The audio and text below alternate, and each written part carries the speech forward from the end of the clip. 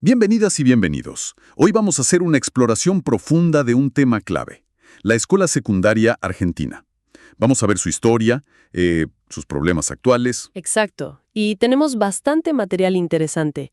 Investigaciones históricas de autores como Acosta, Southwell, Arata, también análisis más sociológicos como el de Duvet sobre desigualdad. Y documentos más de política educativa reciente, ¿no? Sobre todo de la provincia de Buenos Aires.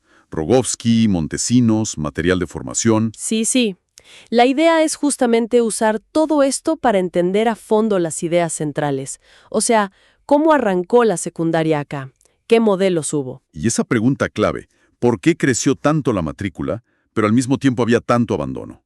¿Y qué quiere decir esto de la obligatoriedad hoy? Buscamos claridad, ¿no? Ir al hueso de los conceptos. Totalmente. Empezar por el principio ayuda. Bueno, empecemos por ahí. La secundaria como la pensamos hoy, no existió siempre. Acosta señala que los inicios, allá lejos, se inspiraron en modelos europeos, ¿no? Los colegios humanistas. Claro, los del siglo XV, XVI. Y eran, bueno, súper selectivos. ¿Selectivos en qué sentido? En todo sentido. Para entrar, necesitabas rendir un examen. El plan de estudios eran muy clásicos, humanista. Latín, griego, filosofía. El objetivo era uno: preparar para la universidad. O sea, para una élite muy, muy chiquita. Exacto. Socialmente excluyente. A principios del siglo XX, estamos hablando de que menos del 1% de los chicos en edad accedía a la secundaria. Impensable hoy. Menos del 1%. Y hubo colegios que fueron como el molde, ¿no? Mencionan mucho al Colegio Nacional de Buenos Aires. Oh, sí, fundamental. El Nacional Buenos Aires, fundado en 1863 sobre la base del viejo San Carlos. Bueno, se volvió el arquetipo. Mitre lo reformó. ¿El modelo a seguir? Totalmente.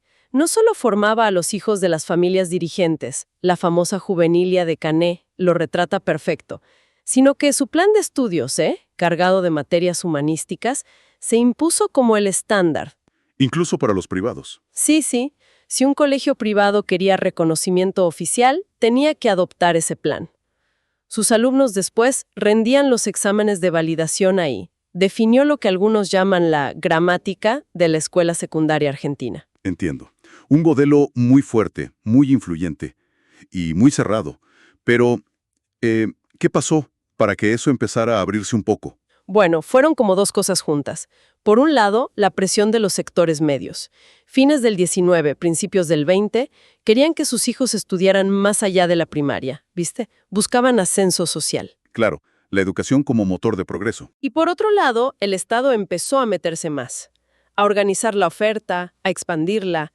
Es lo que un historiador español, Viñao Frago, que cita a Costa, llama sistematización y segmentación. A ver, esas dos palabras, sistematización y segmentación, ¿qué significan en la práctica? Mira, sistematización es el intento del Estado de poner orden, ¿no?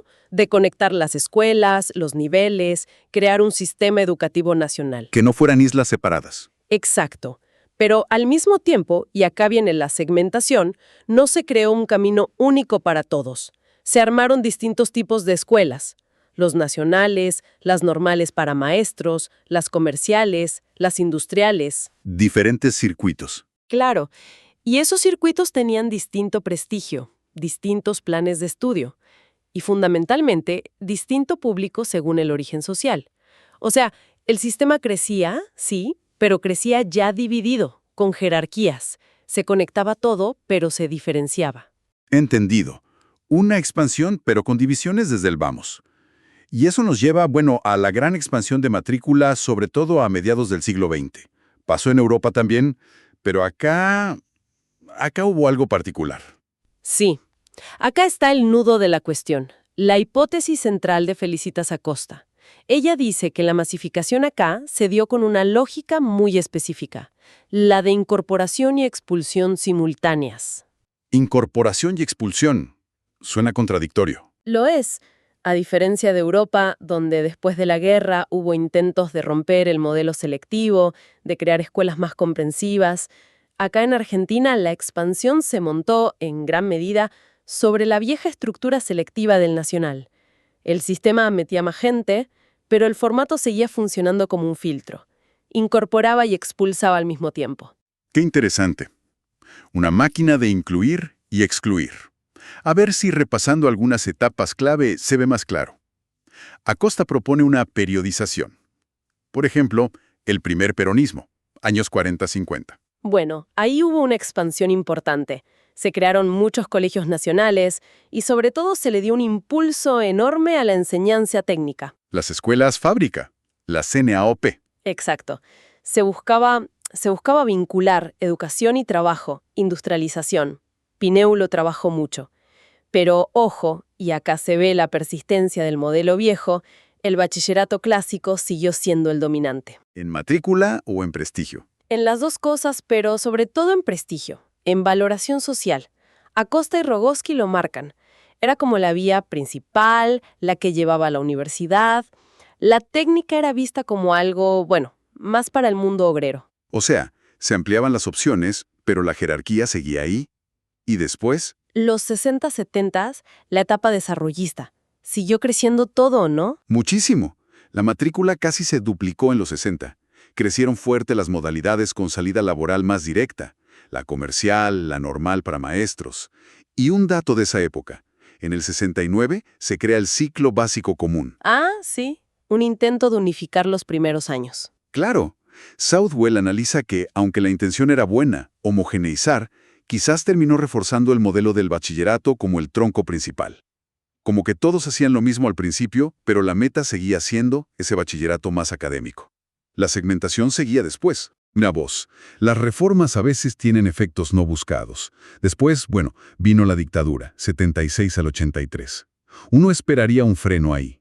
Pero Acosta dice otra cosa. Sí, es llamativo. Los bachilleratos siguieron creciendo en matrícula durante la dictadura, pero Acosta lo interpreta más como que la secundaria se volvió una playa de estacionamiento. ¿Por qué? Porque la universidad se cerró mucho. Cupos, exámenes, persecución política. Muchos chicos que hubieran seguido estudiando se quedaban más tiempo en una secundaria, que además tenía un currículum súper rígido, viejo, controlado ideológicamente. Y bueno, ni hablar de la represión directa a estudiantes y docentes, ¿no? El módulo 1, clase 4 lo recuerda bien. Un crecimiento medio ficticio entonces. Y con la democracia, post-83, ahí se sacaron los exámenes de ingreso. Siguió aumentando la matrícula. Sí, siguió creciendo y sacar los exámenes fue un paso importante para el acceso. Pero justo ahí, la investigación empieza a mostrar con más fuerza el problema de la segmentación. Circuitos diferenciados. Exacto. Trabajos como los de Braslavsky, que cita Costa, fueron pioneros en mostrar eso. Detrás de la idea de que ahora entran todos, se consolidaban escuelas de calidades muy distintas. Reproducían, o peor, profundizaban las desigualdades de origen. La matriz de incluir-excluir seguía, pero más fragmentada por circuitos. Y llegamos a los 90.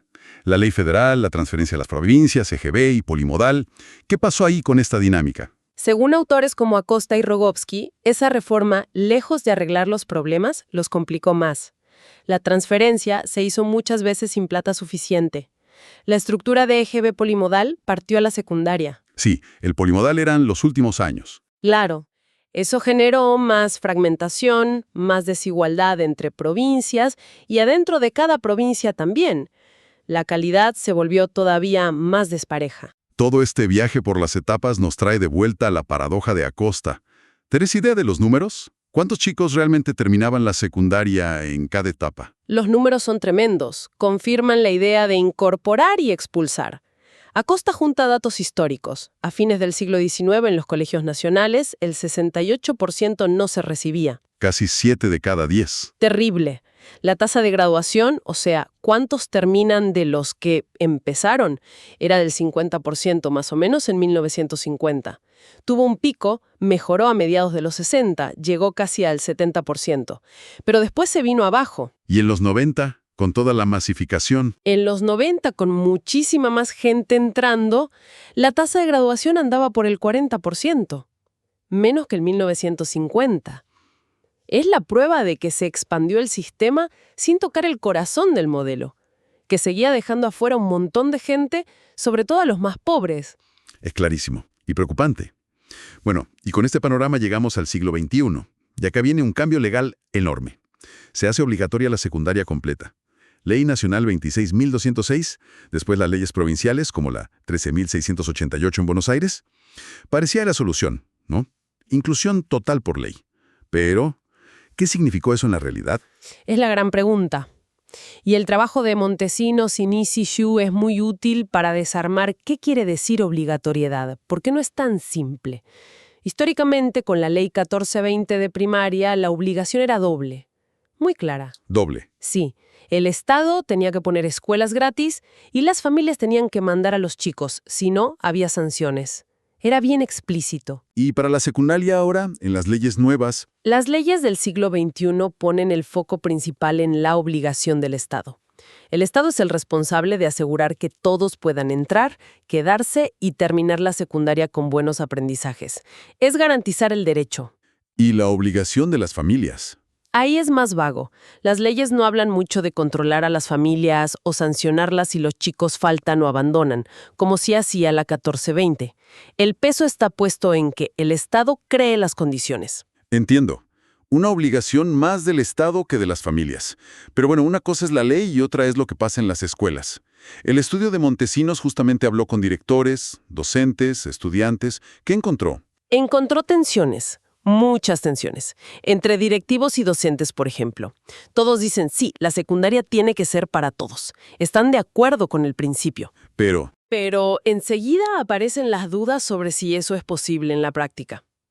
Señalan los problemas tremendos de los chicos. La pobreza, tener que laburar de pibes, familias complicadas. ven como un choque entre lo que dice la ley y la realidad que viven todos los días. Tal cual. Una tensión permanente entre hay que tenerlos acá dentro, que a veces lo viven casi como una carga, ¿viste? Perdón, como que es una ficción, y la preocupación por el nivel. Así baja la calidad, no se puede enseñar nada. Y vuelve la vieja idea. Y vuelve, en algunos discursos, esa idea histórica de que, en el fondo, la secundaria no es para todos. Aunque la ley diga lo contrario, es impresionante cómo persiste. Durísimo.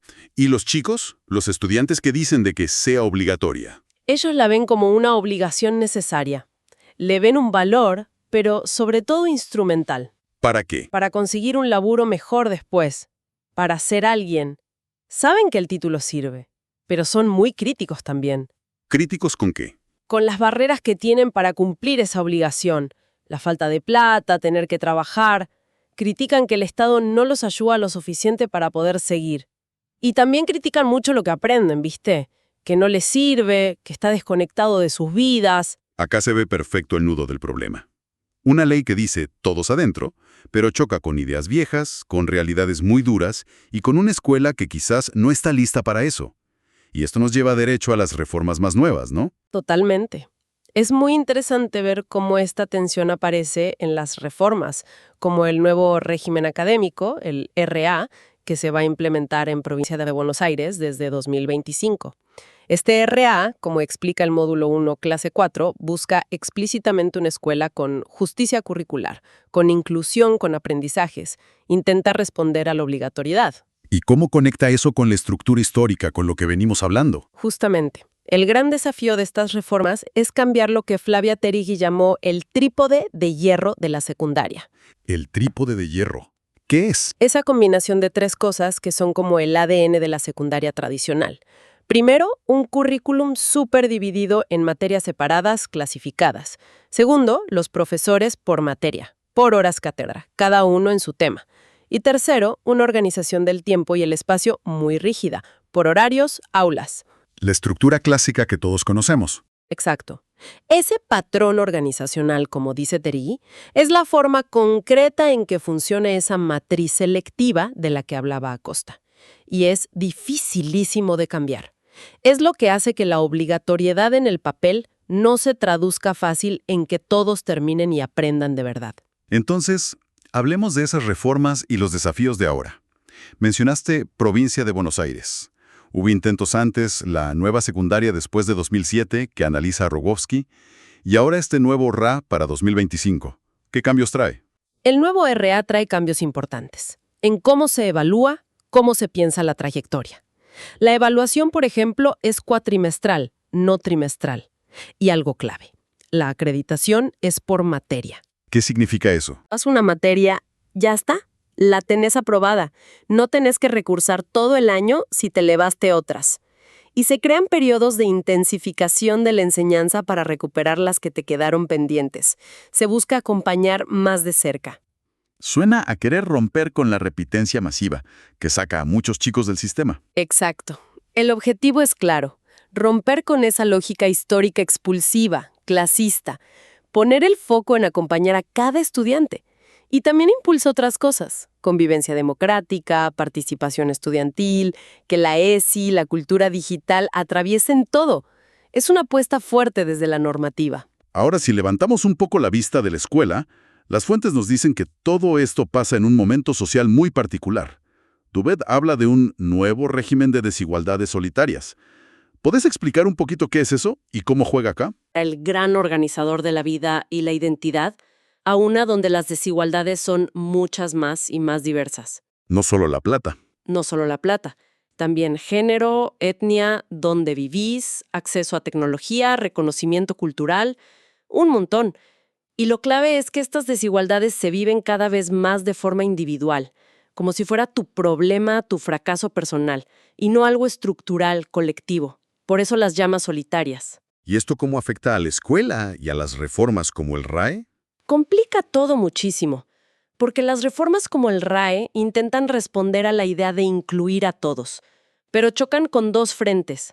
Por un lado, la inercia de la escuela, esa gramática escolar de la que hablamos, que es súper resistente. El trípode de hierro. Ese mismo.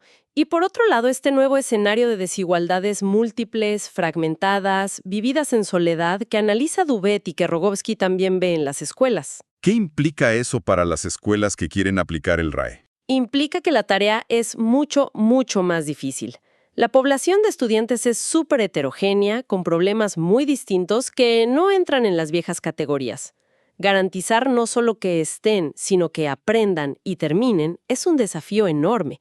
Y no hay que olvidar que el sistema sigue segmentado, ¿eh? Hay escuelas con muchos recursos y otras con casi nada. La misma norma no funciona igual en todos lados. Bueno, entonces, si hacemos un balance de este recorrido, fuimos de los orígenes elitistas de la secundaria a su expansión masiva pero súper contradictoria. Una historia marcada por esa tensión, ¿no? Entre un modelo que nació para pocos y un ideal de inclusión que fue creciendo. Exacto. Una tensión que se ve clarita en esa paradoja que documentó Acosta. El sistema incorpora a muchos, pero al mismo tiempo expulsa o deja ir a muchísimos. Las leyes de obligatoriedad, las reformas como el nuevo RAE, son intentos de hacerse cargo de eso, de cambiar esa gramática expulsiva. Pero chocan, como vimos, con paredes muy gruesas. La inercia de la escuela, el trípode de hierro y un contexto social nuevo, con desigualdades más complejas, más individuales, como dice Dubet. Sí, el punto que parece conectar todo es esa dinámica de incorporación-expulsión, muy ligada a lo difícil que fue y es cambiar el modelo original del Colegio Nacional, ese modelo que marcó a fuego la identidad de la secundaria acá. El desafío sigue siendo tremendo. ¿Cómo hacer para que el derecho a la educación sea de verdad una experiencia real, valiosa, para todos los pibes y pibas? Algo que, como decían los testimonios de Montesinos o se ve en el módulo 1, clase 4, no se arregla solo cambiando leyes. Claro, interpela las prácticas de todos los días en la escuela. Y para cerrar, una reflexión que me queda picando después de todo esto. Si la gramática de la escuela es tan fuerte, tan histórica, y si además el contexto social es de desigualdades múltiples y solitarias, ¿qué tipo de cambio haría falta? ¿Un cambio más de fondo, no? Más allá de los ajustes normativos como el REA, que son necesarios, claro. ¿Qué haría falta para que la secundaria rompa de verdad con ese pasado selectivo y se convierta en un lugar de oportunidades y de futuro para toda la juventud argentina? Es la pregunta del millón, ¿no? Sí, una pregunta que queda abierta, para seguir pensando. Bienvenidos a este análisis profundo. Hoy exploramos un conjunto de textos clave sobre el sistema educativo argentino. Vamos a desgranar la historia sindical docente, la realidad del aula, la experiencia juvenil en la secundaria y las complejidades del currículo. Temas centrales, ¿sí? La idea es extraer las perspectivas centrales de cada autor y entender cómo se entrelazan estas distintas miradas sobre la educación en Argentina.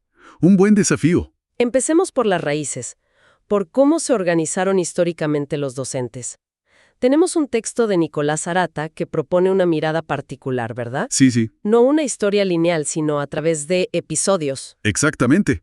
Arata se inspira en la idea de una historia de los suspiros y los susurros, como que se enfoca en momentos clave que revelan tensiones profundas, tensiones persistentes. Ah, mira, qué interesante. En lugar de la gran narrativa, mira pequeños acontecimientos, ¿viste? Que iluminan los obstáculos históricos para la organización docente. Identifica varios, basándose también en Escolani. ¿Cómo cuáles, por ejemplo? Bueno, esa compleja autopercepción docente, entre apóstoles laicos y funcionarios estatales.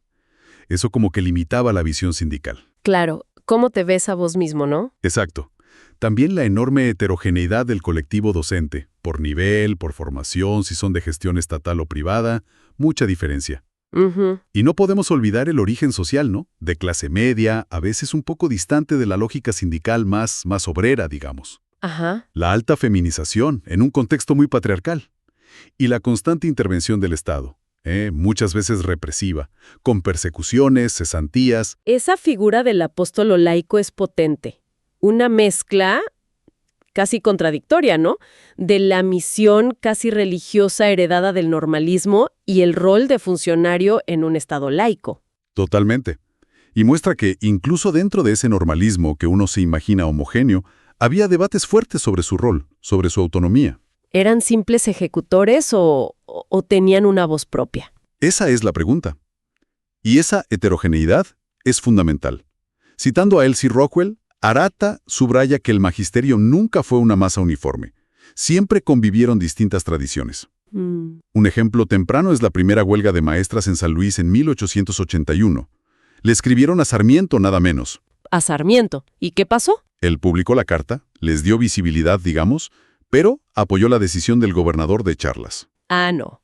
O sea, Ahí ya ves una tensión clave que recorre toda la historia. La puja entre el derecho a huelga, el derecho a reclamar y el derecho a la educación de los chicos. Y el Estado ahí en el medio con la responsabilidad de garantizar ambos. Una tensión que sigue hasta hoy. claro, un equilibrio difícil. Y Arata traza evolución desde esas primeras formas de asociación, como mutuales, ligas locales. Sí, hasta figuras más combativas como Julio Barcos a principios del siglo XX, con su Liga Nacional de Maestros, de influencia más anarquista, que chocaba con visiones más pedagógicas o conservadoras. Esa tensión entre lo pedagógico y lo político sindical parece central. Es un hilo conductor, sí. Arata sigue el camino. La creación de sindicatos durante el primer peronismo, como UDA, la Unión Docentes Argentinos, alineada a la CGT, SADOP para privados, AMET para la técnica. Ajá. Luego, un hito clave, el Estatuto del Docente de 1958, que consagró derechos fundamentales. Importantísimo. Y todo eso va decantando en la creación de CTR en 1973, la Confederación de Trabajadores de la Educación. Buscó unificar al sector bajo esa identidad de trabajadores de la educación. Intentando superar divisiones. Claro, intentando superar viejas fragmentaciones. Aunque después CTR también enfrentaría sus propias divisiones internas. Arata cierra conectando esta larga historia con las luchas actuales, ¿no? Frente a políticas neoliberales, los desafíos de la pandemia, etc. Y complementando esto, tenemos a Adriana Scolani, que en palabras claves en la historia de la educación argentina, como que sistematiza esos modelos de organización que Arata menciona. Ayuda a ponerle nombre a esas distintas etapas, ¿no? Sí, totalmente. Ascolani los ordena cronológicamente y define sus rasgos. El asociacionismo normalista inicial, más ligado a la sociabilidad profesional, digamos. El sindicalismo contestatario de principios del siglo XX, con influencia anarquista, socialista, más confrontativo. Ajá. El gremialismo reformista posreforma universitaria, enfocado en salarios, pero también muy vinculado a la renovación pedagógica, a la escuela nueva. Interesante esa conexión. Sí. Luego el sindicalismo estatizado bajo el peronismo, con la ley de asociaciones profesionales, buscando encuadrar al sector. Controlar un poco, quizás. Podría decirse, el sindicalismo confederativo post-55 que lucha por el estatuto y busca esa unidad que finalmente cristaliza en CTR.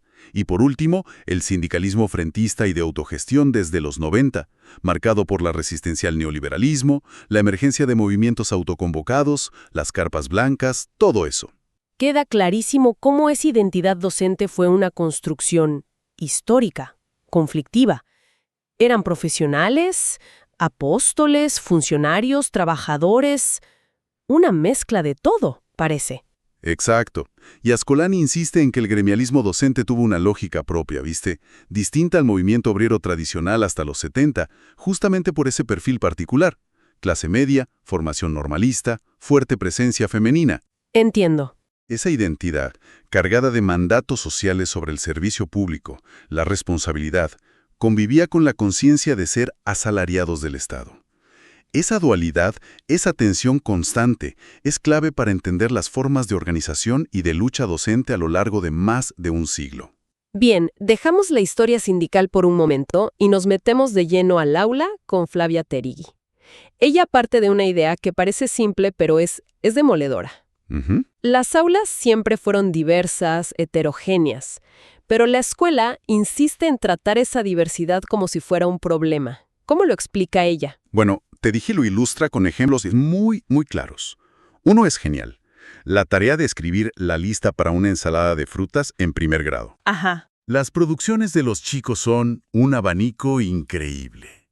Desde el que escribe manzana, banana de forma convencional, hasta el que dibuja cada fruta, otro que mezcla letras y números, otro que hace signos totalmente personales. Claro, cada uno desde su lugar. Exacto. Muestra que, ante una misma propuesta didáctica, los puntos de partida son radicalmente diferentes. No hay homogeneidad ahí. Recuerdo también el caso que mencionabas de Gonzalo, el niño de 5 años de zona rural, El del perro, sí. que discute el peso usando la idea del doble, porque su familia cría animales, calcula porcentajes para los chacinados. Exacto. Terigi usa eso para hablar de los fondos de conocimiento. Los saberes prácticos, potentes, que los chicos traen de sus casas, de sus comunidades. Manejo de dinero, medidas, cálculos aproximados, saberes que la escuela muchas veces ignora o desaprovecha. Y ahí está el nudo del problema que ella señala. Ahí está el nudo. El modelo escolar dominante basado en la enseñanza simultánea, todos haciendo lo mismo al mismo tiempo, de la misma manera, se choca de frente con esta heterogeneidad real. Claro. Ese modelo asume una homogeneidad que no existe. Como dice Perrenaut, citado por ella, una enseñanza estándar, igual para todos, rara vez es óptima para todos. Y termina siendo inadecuada para muchos. Exacto. Algunos se quedan atrás. No entienden, se frustran. Otros, quizá los que ya sabían eso, se aburren. No funciona bien para casi nadie en realidad. Entonces, si la enseñanza simultánea no funciona para la diversidad real, ¿cuál es la propuesta? Terigi no dice que sea fácil, imagino, pero plantea un cambio de perspectiva fundamental. Exacto. No es una receta mágica, es un cambio de mirada. Propone dejar de ver la heterogeneidad como un obstáculo, como un problema a solucionar, y empezar a verla como una potencialidad para el aprendizaje. Una potencialidad. ¿Cómo? Bueno, identifica 3 beneficios clave. Primero, si tenés diversidad, te obliga a abordar el conocimiento en su complejidad real. No podés simplificarlo artificialmente para un supuesto alumno promedio que en verdad no existe. Ujú. Segundo, abre la puerta a interacciones riquísimas entre los propios chicos, entre pares con distintos saberes, aprendizaje colaborativo, tutorías entre ellos, el desafío de tener que explicarle a otro lo que uno sabe. Eso es potentísimo para aprender. Claro, te obliga a ordenar tus ideas. Totalmente. Y tercero, y esto es fundamental, sostiene la idea de que todos pueden aprender si se generan las condiciones didácticas adecuadas. Rompe con esa lógica de clasificar y jerarquizar estudiantes tan arraigada en la escuela. Suena muy bien, pero llevarlo a la práctica. Menciona estrategias como los agrupamientos flexibles, ¿no? Sí, lo menciona como una posibilidad concreta, aunque es consciente de las dificultades, de las restricciones de la estructura escolar actual. El tiempo, el espacio, el currículum fragmentado. Claro. No se trata de improvisar todo el tiempo, sino de una construcción metodológica, dice ella, algo pensado, reflexionado por el docente. Es un desafío enorme, sin duda, pero parece necesario si tomamos en serio la diversidad que tenemos en las aulas. De la diversidad en el aula, pasamos ahora a la experiencia de los jóvenes en la escuela secundaria. Un nivel que cambió drásticamente en las últimas décadas. Pedro Núñez, en Hoy es Mañana, analiza los nuevos sentidos de la experiencia escolar. ¿Qué es lo que encuentra? Núñez parte de un dato clave, que es la enorme expansión de la matrícula secundaria en Argentina y en toda la región, sobre todo a partir de las leyes de obligatoriedad. Sí, ahora es obligatoria. Claro, pero advierte que esta masificación convive con grandes dificultades para asegurar que todos los que entran puedan realmente terminarla, y que la experiencia de ser estudiante secundario hoy es muy distinta a la de generaciones anteriores. La pandemia además vino a agravar problemas que ya existían. Y la desigualdad. Me imagino que sigue siendo un tema central ahí. Absolutamente. Aunque haya más chicos y chicas en la escuela, no todos tienen las mismas posibilidades, ni cerca. Núñez presenta datos muy contundentes del Sitial UNESCO, que muestran cómo persisten brechas enormes según el nivel socioeconómico de las familias y lo que llaman el clima educativo del hogar, que básicamente es el nivel educativo de los padres. Por ejemplo. Por ejemplo, en Argentina, en 2017, la asistencia a la secundaria alta, los últimos años, en hogares de clima educativo bajo era apenas del 27,6%. Poquísimo. Menos de un tercio. Exacto. Contra un 85,3% en los hogares de clima educativo alto. La diferencia es brutal. Muestra que la obligatoriedad por sí sola no alcanza para igualar oportunidades. Hay algo más que está fallando. También habla de las trayectorias escolares, como accidentadas, ¿no? La repitencia, el abandono. Sí, las trayectorias intermitentes. Las cifras de egreso efectivo, o sea, los que realmente terminan, versus el egreso a término, en el tiempo esperado, son muy distintas. ¿Cuál es la diferencia más o menos? En 2018, por ejemplo, el egreso efectivo rondaba el 54%, pero el egreso a término era solo del 29%.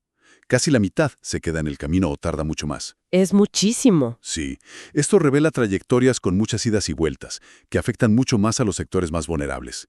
Núñez también menciona el concepto de efecto cicatriz. Efecto cicatriz. Sí, cómo las dificultades educativas tempranas, como repetir o abandonar, dejan una marca, una cicatriz, en las oportunidades laborales futuras. Y la paradoja. Más escolarización no implica automáticamente menos desigualdad social. La escuela sola no puede resolver todo. Introduce también la dimensión del tiempo. ¿Cómo viven el tiempo los jóvenes en la escuela? ¿Qué dice sobre eso? Ese es un punto fascinante. Núñez explora la tensión entre el tiempo rígido pautado de la institución escolar y el tiempo vivido por los jóvenes, que a menudo está mucho más centrado en un presente intenso, a veces incierto, ¿viste? Sí, el aquí y ahora. Claro. Si te reflexiones sobre cómo la promesa tradicional de la escuela, estudia hoy para tener un futuro mejor mañana, se vuelve difusa, poco creíble para muchos jóvenes hoy. Entonces se pregunta, ¿qué sentidos construyen los pibes y las pibas hoy en esa escuela masificada y desigual? Buena pregunta. Recupera la idea de Duvet y Martuchelli sobre la experiencia escolar como un cruce de lógicas. La lógica de integración, adaptarse a la escuela, la lógica de estrategia personal, sacar el título, zafar, y la lógica de construcción de la subjetividad, ser joven, hacer amigos, encontrar intereses. Y no olvida la cuestión de género, la economía del cuidado. No, para nada. Señala cómo la desigual carga de trabajo doméstico y de cuidado impacta especialmente a las jóvenes. Ni tampoco olvida la fragmentación del propio nivel secundario o el desafío de la brecha digital, que sigue existiendo a pesar de políticas como Conectar Igualdad. Exacto. Núñez pinta un cuadro complejo de la secundaria actual. Un espacio que se expandió enormemente, que enfrenta desigualdades persistentes, donde los jóvenes construyen sentidos diversos, a veces en tensión con la propia institución, y donde esa promesa de futuro que antes era tan clara, bueno, ya no lo es tanto. Y volvemos a Flavia Terigui, pero ahora para abordar otro campo clave y complejo, el currículum. Su libro Currículum intenta, dice ella, poner un poco de orden en un concepto que describe como en estallido. ¿A qué se refiere con estallido? Se refiere a que la palabra currículum se usa para muchísimas cosas distintas. Se fue ampliando tanto el significado que a veces parece que todo es currículum. Claro. No es solo el plan de estudios oficial, el documento escrito. Puede ser lo que realmente pasa en el aula, las prácticas, las interacciones, las tareas. Ajá. Incluye también el famoso currículum oculto, todo eso que se aprende sin que esté escrito en ningún lado. Las normas, los valores, las relaciones de poder. Entiendo. Esta amplitud es interesante, enriquece la mirada, pero Terigi advierte un riesgo. Si todo es currículum, el concepto pierde especificidad, pierde fuerza para pensar políticas curriculares concretas. Claro, porque si es solo el documento, alcanza con cambiar el papel. Pero sabemos que eso no cambia la realidad del aula. Exacto. Pero si es todo, ¿por dónde empezamos a intervenir? ¿Qué es específicamente la política curricular? Justamente, esa es la tensión que ella marca. Por eso propone una mirada más compleja. Revisa la historia del concepto, desde la idea antigua de orden y secuencia, ratio y ordo, pasando por el rol del Estado moderno en definir qué se enseña, con la Revolución Francesa, por ejemplo, Ujú. hasta el enfoque más técnico, más instrumental, que surge en Estados Unidos en el siglo XX, con figuras como Tyler, Bloom, muy ligado a la eficiencia, a la sociedad industrial. El currículum como herramienta. Como una receta, casi. Y luego viene la crítica sociológica, sobre todo desde Gran Bretaña, en los 60-70s, la llamada nueva sociología de la educación. ¿Qué dice esa crítica? Esa crítica lo desnuda, muestra que el currículum no es neutro, no es objetivo. Es una construcción social ligada al poder, a la ideología, a qué cultura se considera válida. Ahí surgen fuertes conceptos como el de currículum oculto. Se entiende que el currículum es político. Y ahí es donde desmonta esa idea de la doble fidelidad, ¿no? Esa ilusión de que el currículum es fiel al saber académico, al saber sabio, y que la escuela después es fiel a ese currículum. Exacto. Ella dice que esa doble fidelidad es, en gran medida, una ilusión, e introduce herramientas conceptuales clave para entender por qué. ¿Cuáles son? Primero, la selección cultural. El currículum siempre elige. Elige qué contenidos entran y cuáles quedan afuera. Eso que se llama el currículum nulo. Y esa selección nunca es inocente. Responde a intereses, a valores. Claro, siempre hay algo que se decide no enseñar. Siempre. Segundo, recupera la idea de justicia curricular de Connell. ¿Cómo sería un currículum justo? Debería, dice Connell, priorizar los intereses de los menos favorecidos, promover una ciudadanía común y buscar activamente producir igualdad. Un criterio ético-político fuerte. Muy fuerte. Tercero, la transposición didáctica de Chevallard. El saber académico, el saber sabio, se transforma inevitablemente al volverse contenido escolar, contenido a enseñar. No es una simple traducción, se fabrica algo nuevo, adaptado a la lógica escolar. Hay una infidelidad necesaria, digamos. Entiendo, ¿no se puede enseñar física cuántica en primaria tal cual como en la universidad? Claro. Y cuarto, analiza las características propias del contenido escolar. Tiende a descontextualizarse, se saca de su ámbito original, se secuencia rígidamente según ideas sobre el desarrollo infantil, se somete a los ritmos de la evaluación y al riesgo de enseñar para la prueba, y es muy sensible a las relaciones de poder, refleja disputas culturales. Los ejemplos que da de cómo se armaron materias como historia o geografía son geniales para ver eso.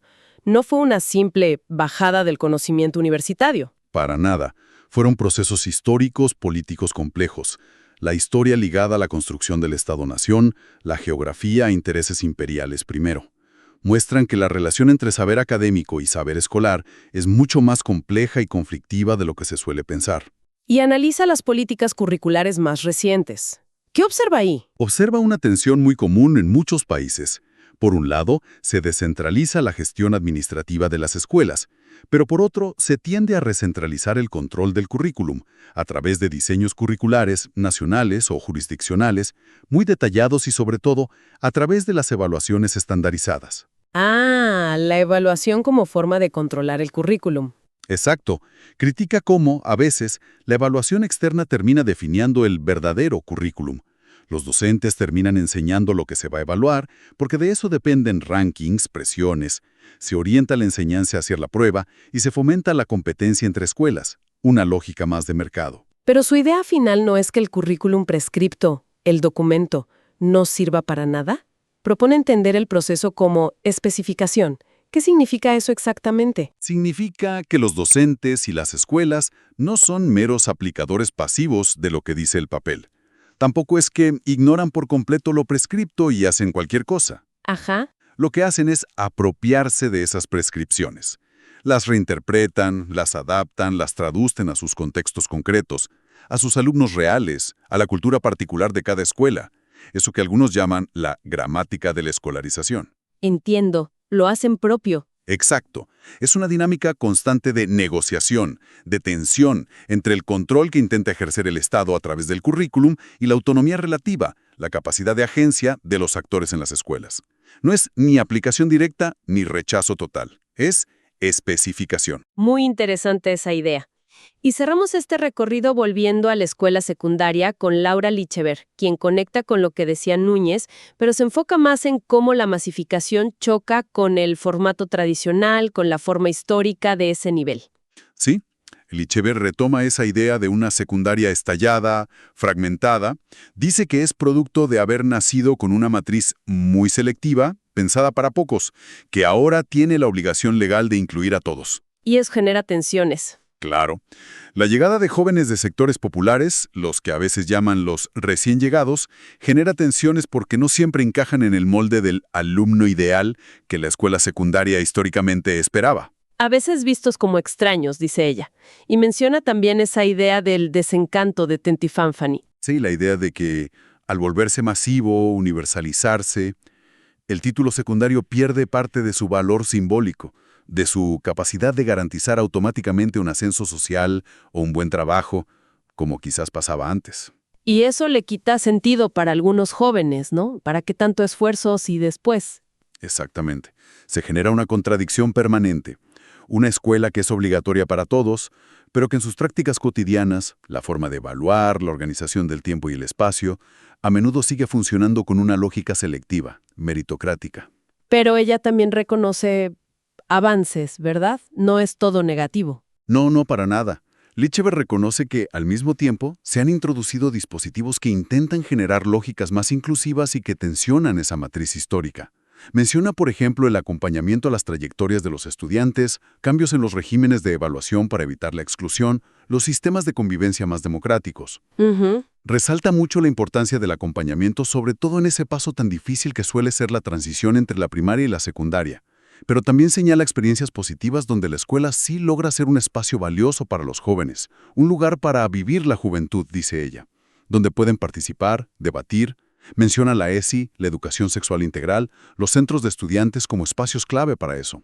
O sea, un panorama complejo, con tensiones, pero también con posibilidades. En definitiva, sí.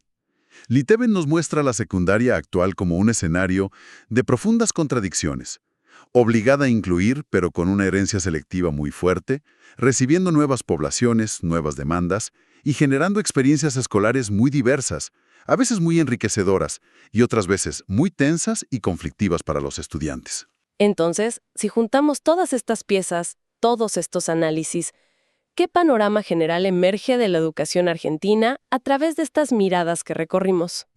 Vimos la larga lucha docente por su identidad, por organizarse. La complejidad del aula real, tan diversa frente a modelos que buscan homogeneizar.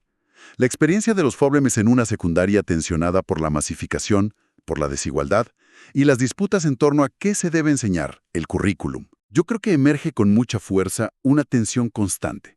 Una tensión entre estructuras heredadas, formas de hacer escuela pensadas para otro momento histórico, y los desafíos del presente, las demandas actuales. ¿Cómo cuáles? Bueno, la identidad docente que sigue debatiendo entre la vocación y el trabajo. El aula diversa que choca todos los días con una pedagogía estandarizada. La escuela secundaria que busca incluir pero arrastra lógicas selectivas muy arraigadas. El currículum como arena de disputa política, cultural, sobre qué saberes importan. Son todas, me parece, variaciones de un mismo tema central. ¿Cuál sería ese tema? Cómo adaptar instituciones pensadas para otra época, para otra sociedad, a las realidades complejas, diversas y desiguales del siglo XXI. Es un desafío enorme. Cada autor nos dio una lente para mirar esto, ¿no?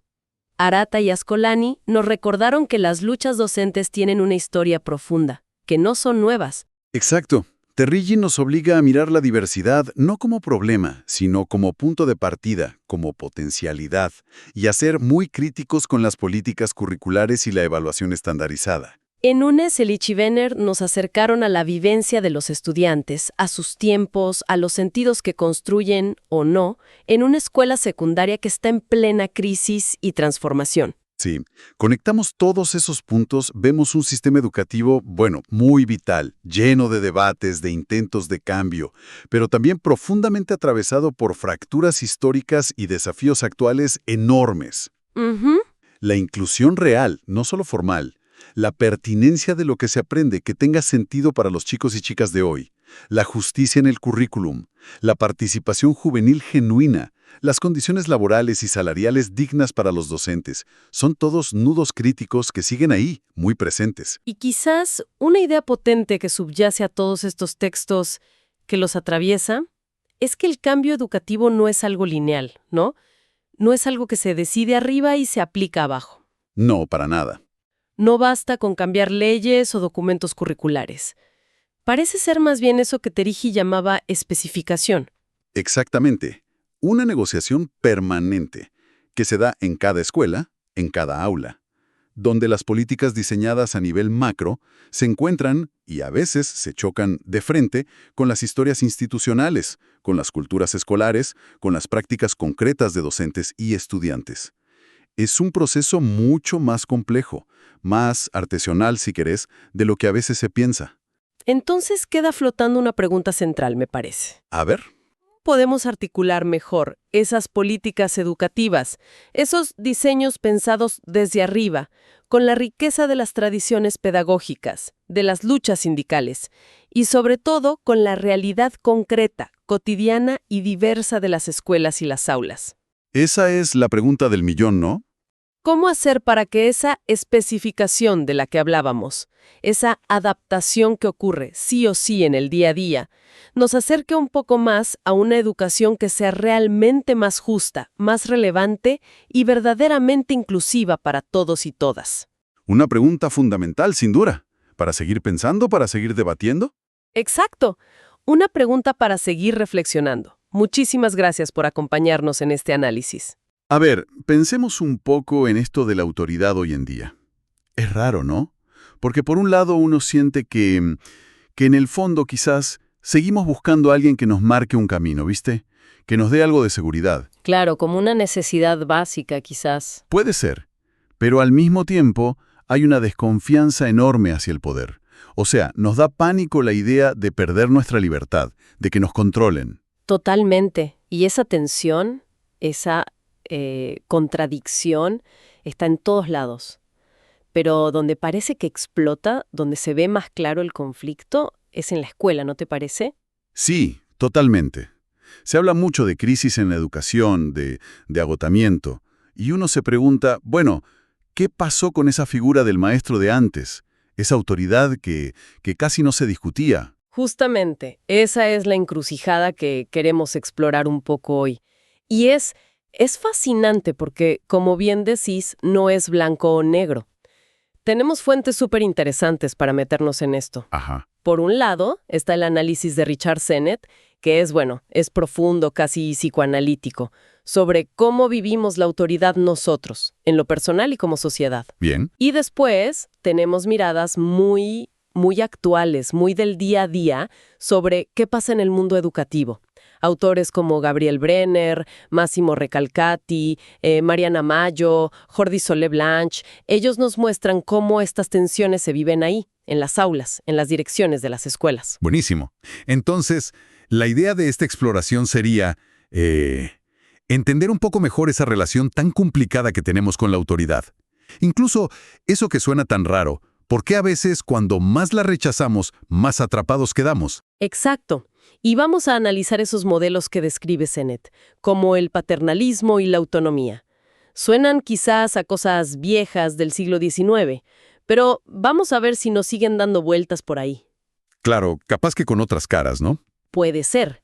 Y ver cómo todo esto aterriza de forma súper concreta y a veces, bastante conflictiva en la educación. La escuela termina siendo como un laboratorio, ¿no? Donde chocan los modelos viejos de autoridad con las sensibilidades nuevas, las presiones de hoy. Entiendo.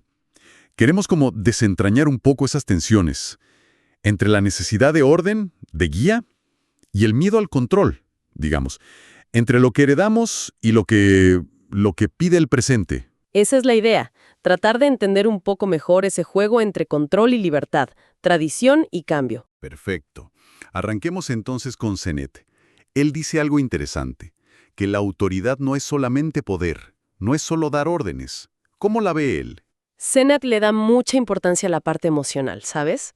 Para él, la autoridad es una interpretación que hacemos. Es como Como una búsqueda de algo sólido, algo estable, que nos dé seguridad frente a, bueno, al lío del cambio, al paso del tiempo. Ajá. La asociamos con imágenes de fuerza, ¿viste? De algo que perdura, como un monumento.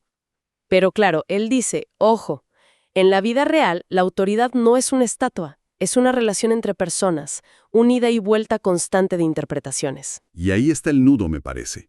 Necesitamos esa sensación de que algo es firme, esa guía que quizás buscamos desde chicos, pero hoy nos da pánico. Exacto. Pánico a que nos manejen, a perder nuestra individualidad o a caer en esa dependencia que es cómoda, sí, pero te limita un montón. Y acá viene lo más loco, digamos, de lo que plantea Sennett, que a veces, cuanto más fuerte rechazamos a una figura de autoridad, más enganchados quedamos en esa relación. ¿Cómo? A ver, eso sí que es raro. Sí, suena al revés, ¿no? Pero él dice que el rechazo no siempre te libera. A veces te ata con más fuerza todavía. ¿Pero cómo funcionaría eso? O sea, rechazar para depender más. No me cierra del todo. Bueno, Sennett identifica unos mecanismos psicológicos que son, mirá, muy interesantes. Uno es lo que él llama dependencia desobediente. Dependencia desobediente. Sí, pone el ejemplo de una persona, una tal Helen Bowen, que se rebela todo el tiempo contra los padres, pero lo hace de una forma que, en el fondo, parece que les está pidiendo que se mantengan firmes, que le pongan límites, que la enfrenten. O sea, ¿busca inconscientemente una autoridad fuerte para poder chocar contra ella? Exacto. Como si necesitara esa resistencia para sentirse segura, paradójicamente. Qué complejo. La rebeldía como una forma de confirmar que necesita esa figura fuerte, aunque sea para pelearse. Tremendo. Y hay otras formas. Sí, hay otra que llama sustitución idealizada. Usa un caso de unas contadoras que menosprecian mucho a su jefa porque la ven inútil, ¿viste? Ajá. Pero esa crítica constante, esa exageración de los defectos de la jefa, les sirve a ellas para construir, por contraste, un ideal de cómo debería ser una jefa perfecta. Ah, mira vos. Necesitan esa figura débil, digamos, como punto de referencia negativo, para sostener su propia imagen de que ellas sí saben cómo se hacen las cosas. Tal cual, la usan para definir lo que ellas no son o lo que aspiran a ser. Fascinante, ¿no? Sí, sí. Y mencionaste que había una tercera forma también. Sí, la fantasía de desaparición. Esa es más pasiva. Es la típica de quejarse de la autoridad, desear que se vaya, que desaparezca, pero con un miedo escondido a qué pasaría si de verdad se fuera. Claro, critican que esté, pero en el fondo temen el vacío si no está. Es como decir, uy, si no estuviera este jefe, pero si se va, ¿qué hacemos? Esa presencia, aunque moleste, ordena algo. Exactamente. Organiza la situación aunque sea desde la queja. Estas formas de rechazo que atan son muy sutiles, la verdad. Ahora, Sennett también analiza modelos de autoridad más claros, más explícitos, como el paternalismo. Lo llama autoridad del falso amor. ¿Por qué falso amor? Es la metáfora del padre, pero aplicada al jefe. Algo muy, muy típico del capitalismo industrial del siglo XIX, ¿viste? Ojo, no es lo mismo que patrimonialismo, que es cuando hay herencia de verdad. Entiendo. Acá el jefe se pone en el rol de cuidador, de protector de sus hijos trabajadores. Pero Sennett le pone el ojo crítico y dice, es una benevolencia egoísta.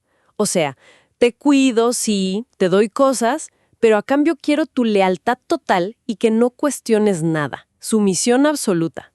El ejemplo de George Pullman es tremendo. Creó una ciudad entera para sus obreros, casas, escuelas, todo. Pero no podían ser dueños de nada. Un control total disfrazado de generosidad. Eso tuvo que generar tensiones, me imagino. Imagínate. Por un lado, chocaba de frente con el deseo de tener algo propio, que era muy fuerte en esa época. Y por otro lado, al ponerse él como un padre, bueno, el jefe se volvía responsable de todo personalmente. Claro, si había despidos por una crisis, no era culpa del mercado. No, era una traición personal de ese padre. Eso generaba un resentimiento enorme, obviamente. Y Sennett dice que cuando este modelo cayó, nos dejó como herencia una desconfianza tremenda hacia cualquiera que venga con un discurso de «soy cercano, los cuido». Sospechamos que ese amor es mentira, que está condicionado. Precisamente. Y como reacción a ese falso amor, dice Sennett, aparece otro modelo, uno que él llama autoridad sin amor, la autonomía. Autoridad sin amor. Suena frío eso. ¿Cómo funciona? Se basa en dos cosas, principalmente. O tenés un conocimiento técnico que nadie más tiene y que todos necesitan, pensa en un cirujano crack, un programador que la tiene clarísima. Ajá, el experto indispensable. Exacto. O tenés una personalidad muy específica. Sos una persona calma, que se controla mucho, que influye en los demás sin mostrar que necesita algo de ellos, sin reaccionar emocionalmente. La clave es que la persona autónoma parece necesitar menos a los demás de lo que los demás la necesitan a ella. Esa pinta de autosuficiente les da poder. La indiferencia como una forma de dominar. Va por ahí.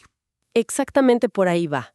El experto o el burócrata que no necesita tu aprobación, que mantiene esa distancia emocional, es el que controla la situación. Sennett hasta cita a Proust para mostrar cómo esa indiferencia puede hacer que idealices a esa figura y te vuelvas más dependiente, buscando su reconocimiento. ¡Qué fuerte! Y acá entra algo clave, y bastante oscuro, la disciplina silenciosa. Disciplina silenciosa, te referís a que ya no hace falta el castigo físico, digamos. Claro, a medida que la violencia física se vuelve menos aceptable socialmente, Sennett dice que la vergüenza se convierte en la herramienta de control de todos los días. La vergüenza. Sí, esa sensación de sentirte inadecuado, menos que, comparado con la figura autónoma, que parece tan competente, tan segura. Esa vergüenza te va minando la autoestima y te hace obedecer sin que nadie te grite ni te pegue. El caso que analiza de Dodds y Blackman es un ejemplo clarísimo de eso, ¿no? Blackman, el jefe, con esas respuestas que te dejan pagando. Totalmente. Blackman usa lo que Sennett llama respuestas invertidas. Cuando Dodds le cuenta que tiene otra oferta de trabajo, en vez de hablar de eso, Blackman le tira. ¿Y por qué me cuenta esto a mí? ¡Pum!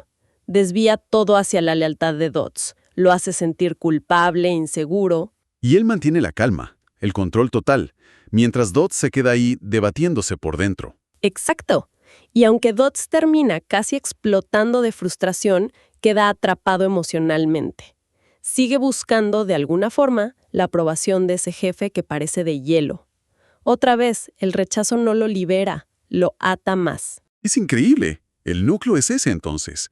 La autonomía del jefe, su indiferencia calculada, refuerza la dependencia del que está abajo. Sí, y Sennett ve que esto resuena mucho en las teorías de management modernas, ¿viste? Esas que hablan de influencia en lugar de mando, del líder como un coordinador neutral, que no se moja, que no se implica, manteniendo así su distancia y, por lo tanto, su poder. Es impresionante cómo estas dinámicas, que suenan medio abstractas, pueden sentirse tan reales. Uno se pone a pensar en trabajos que tuvo, en equipos, hasta en relaciones personales. Y a veces ves funcionar estas lógicas. El rechazo que te ata, el cuidado que en realidad controla, la indiferencia que domina. ¿Será que a veces, criticando tanto una autoridad, sin querer, le damos más poder sobre nosotros? Es una pregunta clave, ¿no? Para la reflexión de cada uno. Y nos sirve de puente perfecto, me parece, para meternos en el segundo gran tema. Cómo todo este panorama de la autoridad se vive, se transpira, se redefine, en ese campo de batalla que es la escuela hoy. La escuela como espejo de la sociedad, claro. Autores como Brenner y Recalcati dicen eso, ¿no? Que esa escuela que nació con la sociedad industrial ahora, se está resquebrajando. La globalización, las familias que cambiaron, el mundo digital.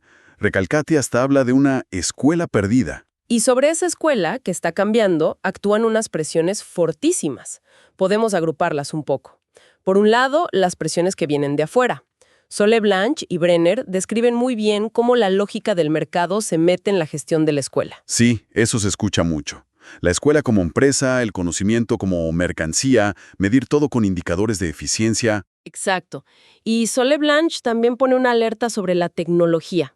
A ver, suena bárbaro hablar de innovación, de educación personalizada con algoritmos, pero él pregunta, ¿es siempre un avance para aprender mejor? o a veces es más un negocio. El docente se potencia como facilitador o termina siendo un simple aplicador de plataformas medio precarizado. Es un buen punto. Y junto con lo económico y lo tecnológico, Solé Blanch analiza otra presión muy fuerte, la psicologización de todo. Ah, sí. El boom de la educación emocional, las competencias socioemocionales, la neuroeducación. Claro, y ojo, no es que esté mal preocuparse por cómo se sienten los chicos y chicas, obvio que no, pero él advierte un riesgo importante. ¿Cuál sería el riesgo?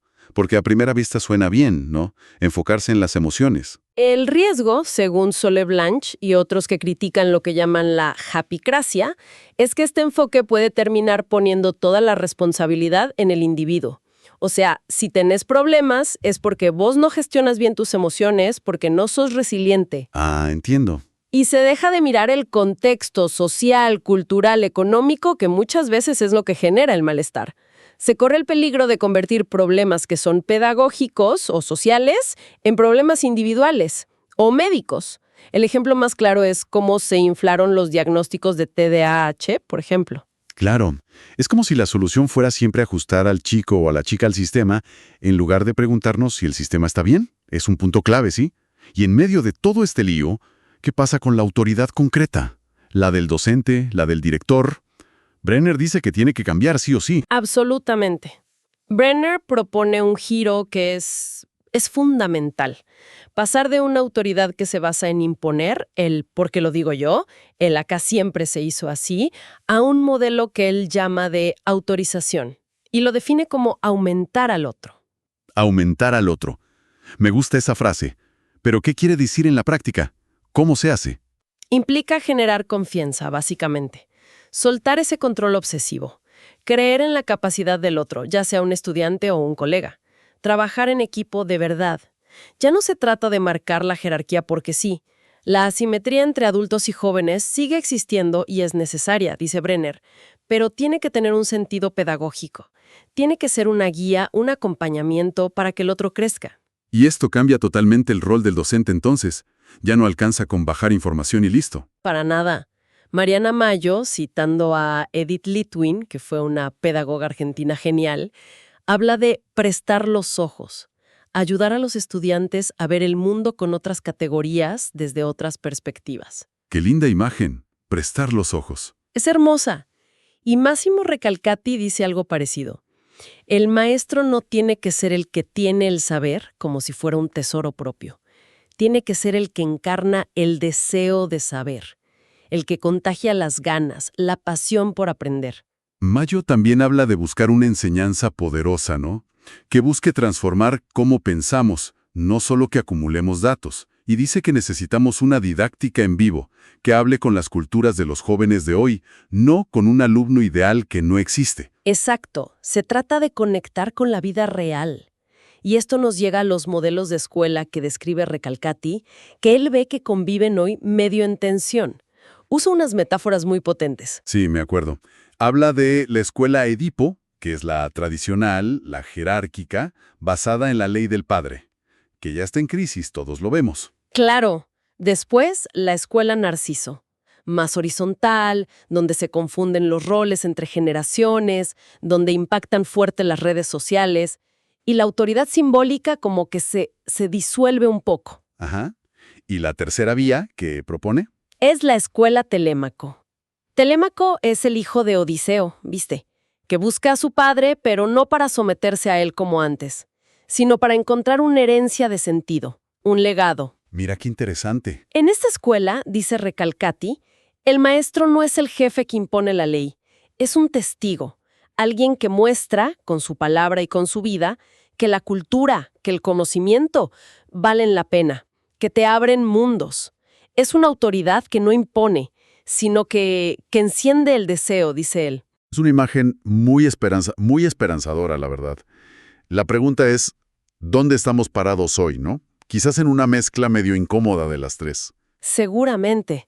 Y en esa mezcla, el conflicto es parte del paisaje diario. Gabriel Brenner insiste mucho en esto. El conflicto no es algo malo que hay que barrer debajo de la alfombra en la escuela. Es parte de cualquier lugar donde hay gente viva y diversa. Pretender una escuela sin conflicto es es una fantasía. Y critica mucho eso del mito de la neutralidad, ¿cierto? Eso de decir, yo soy neutral en educación. Claro, porque decir eso muchas veces es una forma elegante de defender cómo están las cosas ahora, el status quo. La educación siempre es política, dice Brenner. Siempre implica una visión del mundo, de la sociedad que queremos. Entonces, ¿cuál es la propuesta de él? No tapar el conflicto, sino agarrarlo y trabajarlo pedagógicamente. Convertir la queja individual o la pelea entre dos en un problema colectivo que se pueda discutir, analizar, buscar soluciones juntos, democráticamente, escuchar, debatir, construir acuerdos. Y en ese sentido, él pone una alerta sobre dos tendencias que van justo para el otro lado, ¿no? La judicialización y la pedagogía de la denuncia. Sí, exacto. Se refiere a cuando todo se quiere resolver llamando a abogados, haciendo denuncias formales o poniendo cámaras por todos lados, revisando mochilas. Brenner dice que eso reemplaza la confianza y el diálogo por la vigilancia. Y por la lógica de la autoprotección, yo me cubro legalmente. El acta termina matando la conversación, la posibilidad de construir vínculos reales. Uf, qué panorama complejo nos dejan todas estas lecturas, ¿eh? Está claro que estamos navegando la autoridad en aguas moviditas. Entre esa necesidad profunda de estructura que parece que tenemos y el miedo terrible al control. Entre modelos que heredamos y ya no nos cierran del todo, como ese paternalismo o esa autonomía tan distante. Y la búsqueda, medio a tientas, de nuevas formas. Y la escuela es, sin duda, un escenario donde estas tensiones están a flor de piel, se viven todos los días. Vimos ideas muy fuertes, ¿no? Cómo la autoridad no es algo fijo, sino que se interpreta, se siente. Cómo ese rechazo a veces nos puede atar más fuerte. Cómo los modelos clásicos fallan, o por un falso amor que asfixia, o por una indiferencia que humilla y domina. Y en la educación vimos esas presiones que vienen de afuera. La economía, la tecnología, la psicología que pueden desviar el sentido de la escuela. Pero también aparecieron pistas interesantes, ¿no? La apuesta por autorizar al otro, por una enseñanza que de verdad transforme, por ver el conflicto como una oportunidad para aprender a vivir juntos. Aunque claro, no hay que ser ingenuos. Estas propuestas más constructivas, conviven con los riesgos de formas de control más sutiles, más sofisticadas. Como esa gestión basada en la influencia o esa tendencia a convertir problemas que son de todos en déficits individuales que cada uno tiene que arreglar solito. Para ir cerrando, me quedan resonando esas ideas finales de los autores que vimos. Eso de encender el deseo de Recalcati, lo de soñar la escuela como un lugar de creación, que dice Mayo, el compromiso con la cultura y con el mundo que compartimos, que defienden Solé Blanche y Hannah Arendt. La invitación de Brenner a convertir las quejas en problemas para pensar juntos. Y la advertencia de Sennett, ¿no?, sobre no quedarnos solo en la crítica, en la imaginación negativa, sino animarnos a construir alternativas. Sí, totalmente. Y todo esto quizá nos deja con una pregunta abierta, ¿no? Para que nos quede picando a cada uno. Más allá de lamentarnos por las autoridades que fallan o de esperar líderes perfectos que nunca llegan, ¿cómo podemos nosotros, desde nuestro lugar, sea en la familia, en el laburo, en la escuela, en el barrio, participar activamente? Participar en crear relaciones, instituciones donde la autoridad sirva para conectar de verdad, para crecer juntos, para abrirnos al mundo, y no para controlar o para el beneficio propio. ¿Qué significa hoy, en lo concreto, en el día a día, eso de aumentar al otro? Hola, hoy vamos a explorar un conjunto de textos muy interesantes que se preguntan algo fundamental. Ajá, ¿Cómo puede la escuela secundaria dejar de ser como una isla claro. y conectarse de verdad con su comunidad, con el mundo del trabajo y sobre todo con la vida? Bueno, con el bienestar de sus estudiantes. Así es. Las fuentes que tenemos hoy nos invitan un poco a repensar la escuela, ¿no? Sí, No como un edificio cerrado, digamos, sino como un espacio que está en constante construcción. dinámico. Eso, dinámico, conectado con los desafíos del presente y, bueno, los futuros posibles de los jóvenes. Vamos a analizar ideas sobre cómo abrir esas fronteras de la escuela, Bien. cómo abordar la relación con el trabajo en este mundo tan incierto, Ujú. la importancia del bienestar emocional y hasta una reflexión más profunda sobre si la escuela nos conecta o, bueno, nos aleja de lo que un autor llama el festín de la vida. Suena fascinante, ¿eh? Desempaquemos estas ideas. Empecemos por esa noción de comunidad, de abrir la escuela. Uno de los textos, de Alegre, habla de que la comunidad educativa no es algo estático. Claro, no es una foto. Exacto, sino que se construye día a día. Y introduce un concepto que me pareció clave. La frontera escolar. ¿Qué implica eso exactamente? Mira, imagínala no como un muro, sino como una membrana porosa, ¿viste? Ajá. La frontera escolar, según esta mirada de Alegre, es esa zona de intercambio flexible entre lo que pasa adentro y afuera de la escuela. Entiendo. Es un espacio para el diálogo entre diferentes saberes, culturas, expectativas. Puede ser un lugar de colaboración súper fructífera. Pero ojo, También de conflicto. también de tensiones y conflictos, claro, porque ahí se encuentran mundos distintos. Entiendo. O sea que no es solamente abrir las puertas físicas, no. Es crear una relación real, un diálogo constante con el entorno. Exactamente. Y esto, mira, conecta directamente con lo que Krzyzewski llama el modelo de escuela abierta. Ajá. Se trata de superar esa visión, más tradicional de la escuela ensimismada, que solo mira hacia adentro, Claro. para convertirse en un actor más dentro del espacio público local. La idea es incorporar a otros. ¿Cómo quiénes? Familias, sí, por supuesto, pero también organizaciones barriales, clubes, centros de salud, empresas locales. Todos. Claro, todos en un proyecto educativo compartido. Pero, a ver, ¿cómo se teje esa red en la práctica? Porque suena muy bien en la teoría, pero llevarlo a la realidad debe ser complejo. Alegre menciona la construcción de redes. Sí, y la clave me parece está en la confianza y la reciprocidad, más que en la jerarquía, ¿viste? Ah, bien. No se trata de que la escuela controle todo, para nada, sino de distribuir responsabilidades, apoyos.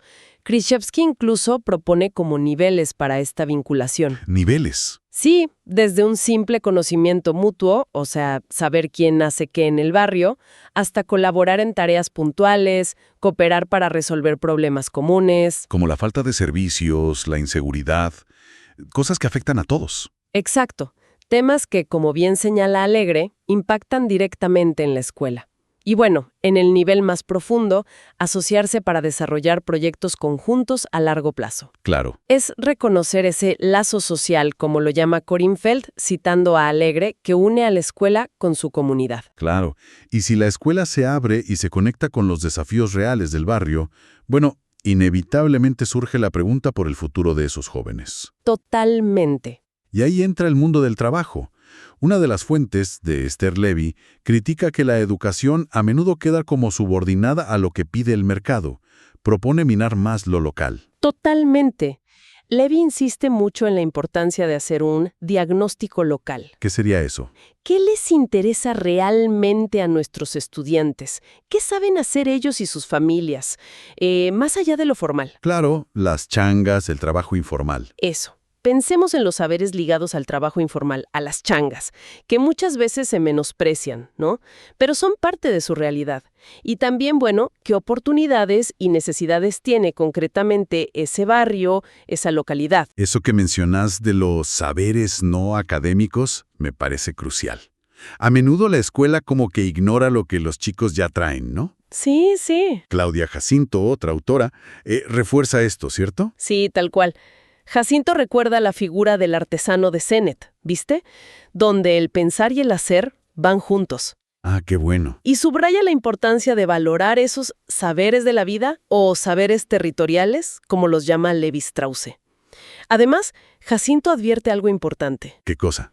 Que la escuela, quiera o no, siempre transmite mensajes sobre el trabajo. Su propia organización, las jerarquías, las normas. Claro, todo eso enseña algo. Exacto, enseña sobre el mundo laboral.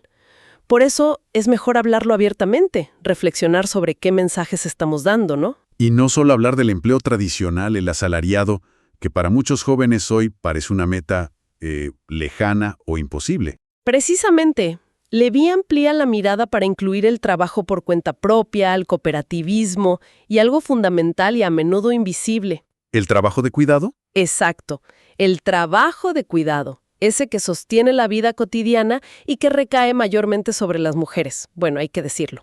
Sí, sí. Discutir estas diversas formas de trabajo es clave para que los jóvenes encuentren sentido a su paso por la escuela, ¿no? Incluso si no aspiran a un empleo formal clásico. Entiendo. Jacinto propone desarrollar una cultura del trabajo. No solo habilidades técnicas, sino capacidad para analizar los cambios, entender las oportunidades, los derechos, los desafíos. Y orientación, ¿no? Y también una orientación para que aprendan a navegar su propia vida, digamos, a tomar decisiones en contextos inciertos. Ella lo llama aprendizajes biográficos. Muy interesante. Y las fuentes sugieren formas concretas de fomentar esto en las escuelas. ¿Dan ejemplos? Sí, mencionan varias estrategias. Jacinto habla de pasantías educativas, pero bien diseñadas, que sean realmente formativas. No solo para servir café. Claro, exacto.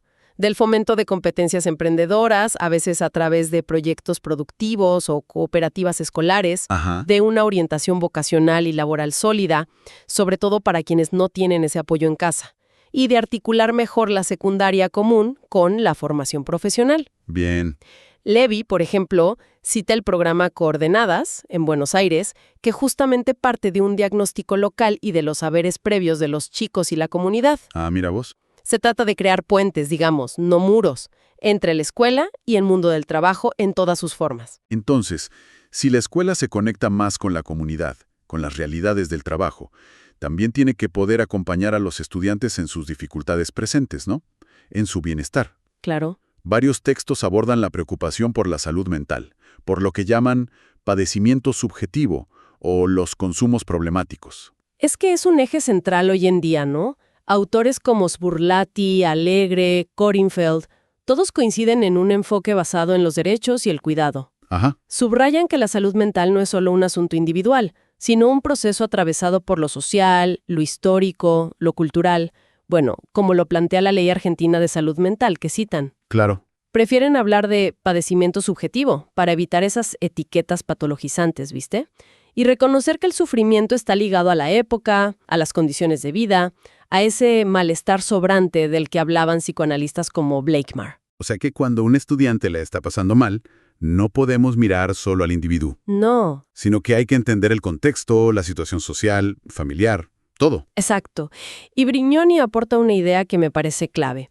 Muchas veces las conductas que nos parecen disruptivas en los adolescentes, La apatía, la rebeldía. eso, el conflicto, son en realidad un llamado de atención, una forma de pedir ayuda a un adulto. Y la respuesta nuestra es fundamental. ¿Cómo respondemos nosotros, los adultos de la escuela?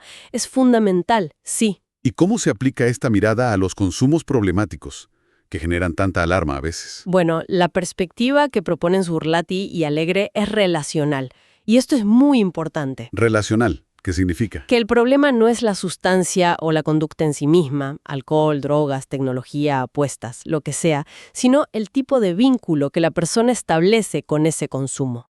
Ah, entiendo. Y cómo eso empieza a afectar negativamente su vida, sus relaciones, sus proyectos. Claro.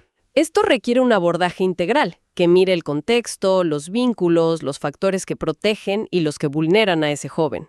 El foco tiene que estar en el cuidado, la escucha sin prejuicios, el diálogo ¿La corresponsabilidad? y la corresponsabilidad entre escuela, familia y otros actores. Es lo opuesto, digamos, a los enfoques puramente prohibicionistas que suelen estigmatizar y, bueno, terminar expulsando. Daniel Corinfeld profundiza en cómo intervenir en estas situaciones complejas, ¿verdad? Y advierte sobre ciertos riesgos. Sí, Corinfeld hace señalamientos muy pertinentes. Alerta, por ejemplo, sobre la tendencia a psicopatologizar reacciones que pueden ser normales ante eventos difíciles. Como un duelo, una situación de violencia. Claro, propone hablar de afectados más que de víctimas, para reconocer la capacidad de respuesta del sujeto, ¿no? Y de marcas en lugar de secuelas, para no fijar a la persona en un lugar de daño permanente. Interesante. E insiste en que la elaboración individual de una experiencia traumática depende muchísimo de cómo la procesa el entorno social e institucional, la escuela incluida. Qué importante eso. La respuesta del entorno es clave entonces. Fundamental. Corinfeld también menciona la primera ayuda psicológica, la PAP. ¿Qué es eso? ¿Es terapia? No, no es terapia. Es una forma de acompañamiento básico y respetuoso que cualquier persona puede ofrecer en una crisis. Escuchar, contener, validar emociones, conectar con redes de apoyo. Ah, bien. Y cuenta la experiencia hermosa del Banco de la Amistad en Zimbabue, Sí, lo leí. donde abuelas de la comunidad ofrecían escucha bajo un árbol. Eso muestra el poder del apoyo comunitario, ¿no? Totalmente. Pero también advierte contra dos peligros muy actuales. La judicialización, llevar todo a la justicia. Eso. Y la espectacularización mediática de los conflictos escolares. Ambas cosas impiden pensar pedagógicamente y fomentan respuestas automáticas defensivas. Claro, se pierde la oportunidad de entender. Exacto. Él llama a reconfigurar el problema. Detenerse, preguntar, reflexionar sobre el rol institucional, construir redes y sobre todo darse tiempo para pensar incluso en medio de la urgencia. Todas estas discusiones sobre abrir la escuela, conectarla con el trabajo, cuidar el bienestar, nos llevan casi naturalmente a una pregunta más de fondo que plantea Javier Trímboli. Ajá. ¿Cuál es la relación de la escuela con eso que Sarmiento llamó el festín de la vida? ¿A qué se refiere con eso? Trímboli hace un recorrido histórico que es fascinante, la verdad. Recuerda cómo Sarmiento veía la felicidad bárbara del gaucho como algo, bueno, instintivo, ¿no? A superar por la civilización, ¿no? Claro, la civilización o barbarie. Exacto. La educación para Sarmiento traería melancolía, sí, pero prometía una felicidad verdadera, superior. Alberdi, en cambio, tenía un ideal más pragmático. Trabajar, consumir, vivir confortablemente. Más terrenal. Más terrenal. Según Trímboli, la escuela que fundó Sarmiento buscó imponer esa vida verdadera, muchas veces a costa de reprimir la vitalidad popular que ya existía. Pero, y esto es clave, ¿Qué? mantenía una promesa. La educación te daría acceso a ese festín, a una vida mejor. Y ahí Trímboli recupera la crítica de Jauretche, ¿no? Esa idea de una escuela divorciada de la vida real. Tal cual. Cáliz, la colonización pedagógica. ¿Sigue pasando eso hoy? Bueno, Trímboli sugiere que sí y lo conecta con problemas actuales. Cita a Kessler y su idea de la baja intensidad, de la experiencia escolar. ¿Baja intensidad? Sí, como que parece que la escuela hoy ya no ofrece ni la vitalidad bárbara, ni tampoco cumple la promesa del festín, ¿viste? Se siente desconectada, vacía. Exacto, vacía de sentido para muchos jóvenes, como también lo refleja Alarcón al hablar de vidas que transcurren intensamente fuera de la escuela. Claro. Trímboli vincula esto con el agotamiento de viejos modelos, pero también con lógicas actuales del capitalismo que generan vidas que parecen no importar, vidas residuales, dice él. Qué fuerte eso, sí. Y cita a Hannah Arendt y su advertencia sobre el abandono del mundo, cuando nos refugiamos en ideales y perdemos contacto con la realidad concreta. Ajá. Para Trímboli, siguiendo a Arendt, la tarea primordial de la escuela debería ser enseñar el mundo, tal cual es, completo, Con sus luces y sombras. con sus complejidades, sus dolores y sus maravillas, no ocultarlo ni simplificarlo. Entonces, frente a esa baja intensidad, a esa desconexión, ¿cómo podría la escuela actual ayudar a preparar para ese festín de la vida? O al menos a no renunciar a él. La clave, sugiere Trímboli, está en la generosidad. ¿Generosidad? Sí, generosidad al distribuir la cultura, al mostrar el mundo, especialmente a quienes han sido históricamente excluidos. Cita a Benjamin sobre cómo los oprimidos necesitan conocer la historia para cambiarla. Claro. Y a Rancière sobre la política como el acto de hacer visible y audible lo que antes no contaba. Reconocer lo ignorado. Exacto. Reconocer saberes, realidades e historias ignoradas, como reclamaba Jauretche, es un acto político y pedagógico fundamental. La escuela tiene un potencial enorme, dice Trímboli. ¿Cuánto puede una escuela? Eso, ¿cuánto puede una escuela? Para fortalecer y emancipar, aunque también puede dañar, como muestra un cuento de Lamborghini que cita. ¿Es verdad? Y citando de nuevo a Arendt, ser culto no es acumular datos, sino saber elegir compañías significativas en el presente y en el pasado. Me gusta esa idea. La escuela debería ser ese espacio que nos ayuda a elegir, a encontrar nuestro lugar para participar, aunque sea con astucia, de ese complejo y a veces difícil festín de la vida. De la escuela, Ajá. a conectarla con el mundo real del trabajo, con los saberes diversos, a la urgencia de cuidar el bienestar subjetivo con una mirada integral. Sí, Y finalmente esta reflexión sobre el sentido último de la escuela frente a la vida misma, ¿no? exacto. Si tuviéramos que destilar un mensaje central de todas estas fuentes, sería la urgencia de superar el modelo de escuela aislada. Sí, definitivamente. Todas apuntan a una escuela arraigada en su territorio, que dialoga con su comunidad, que valora la diversidad de experiencias y saberes. Que no le tiene miedo a la complejidad. Eso, que se anima a abordar críticamente las complejidades del mundo actual y que se compromete a fondo con el potencial y el bienestar de cada estudiante. Y nos queda una pregunta resonando, me parece. Si la escuela se atreviera realmente a abrazar la complejidad de su entorno, como sugieren Alegre y Krzyzewski, Ajá. y la riqueza contradictoria del mundo, como plantea Trimboli, ¿cómo transformaría eso no solo lo que se aprende, sino la propia idea que los jóvenes tienen sobre quiénes son y qué pueden llegar a ser en ese mundo? Una pregunta potente, sin duda, que invita a seguir pensando y, bueno, actuando en cada espacio educativo. Hasta la próxima exploración en profundidad.